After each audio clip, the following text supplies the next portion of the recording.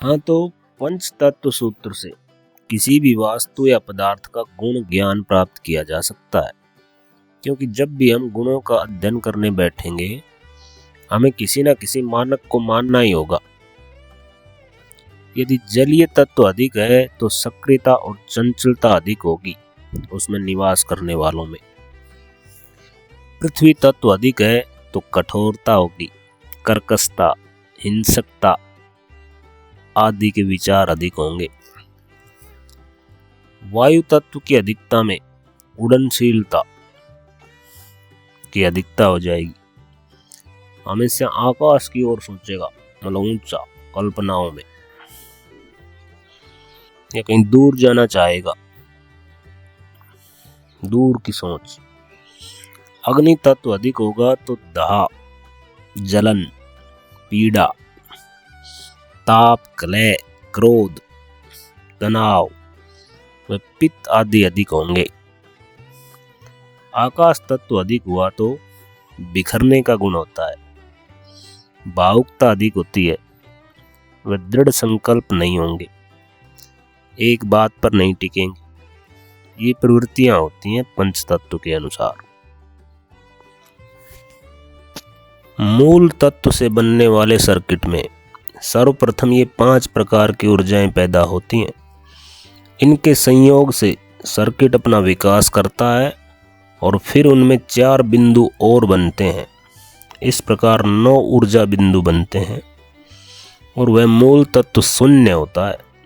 इस शून्य का अर्थ कुछ नहीं है वाला शून्य नहीं है, उसका अर्थ है कि वह भौतिक जगत का तत्व नहीं है,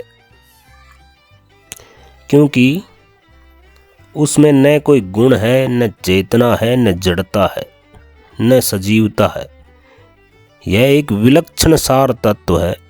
इसी सार तत्व से परमाणु का सर्किट बनता है और उसमें 9 प्रकार की ऊर्जा तरंगें बनती हैं। इन्हीं तरंगों के आपसी संयोग से वह सर्किट अपना विस्तार करता हुआ असंख्य प्रकार के परमाणुओं को उत्पन्न करता है।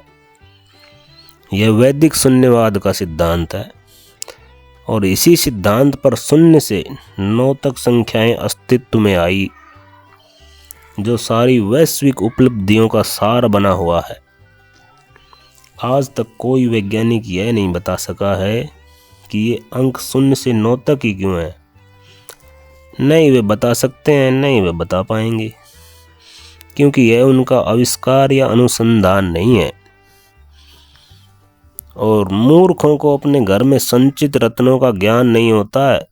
हम भारतवासी भी ऐसी मूर्खता के शिकार हैं। इस तरह के दुर्भाग्य पर अफसोस करने के सिवा हम कर भी क्या सकते हैं। बहुत से पश्चिमी सिद्धांतों से प्रभावित विद्वान इस सत्य को मानने में विभिन्न प्रकार के तर्क देने लगते हैं, परंतु 0 से 9 तक का यह आधार सूत्र भारत की प्रत्येक विद्या में समाहित है, प्रत्येक क्रियाकलाप में प्रयुक्त होता है।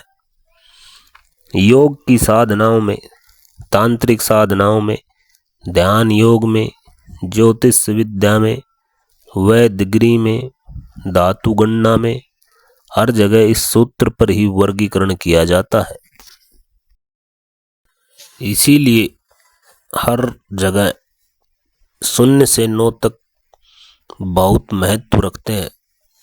किसी भी भारतीय विद्या में आप 0 से 9 तक के महत्व को देख सकते हैं और देखते ही हैं, लेकिन कभी मनन नहीं किया, सोचा नहीं, ऐसे यह चल रहा है, प्राप्त किया है बिना किसी मेहनत के, तो ऐसे इसकी इज्जत या वैल्यू नहीं करते हैं हम, क्योंकि मुफ्त में मिली हुई चीज़ की कोई भी व्यक्ति वैल्यू नहीं करता, खासकर भारतीय व्यक्ति तो बिल्कुल भी नहीं करता है।